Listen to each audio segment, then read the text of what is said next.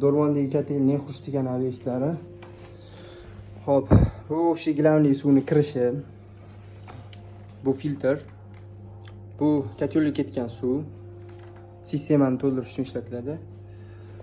Bunisi hammomlar uchun. Kotelning ikkinchi konturi uchun berilgan, ikkinchi versiyasi.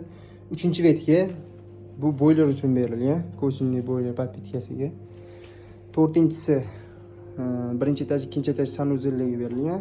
Oxirgi beshinchisi bu tashqaridagi tualet hammomga berilgan. Hop, bu yerga kiradilar. Hop, bu kotelni ulanishlari. Podacha, обратка отопления. Bunisi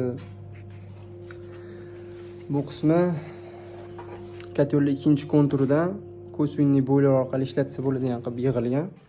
Ya'ni buni yoqib qo'yilsa, ko'simli boiler podpitkasi o'chirilsa, через kotel ishlaydi ko'simli boiler. Ya'ni bundan chiqayotgan ikkinchi kontur issiqligi buning ichiga kiradi.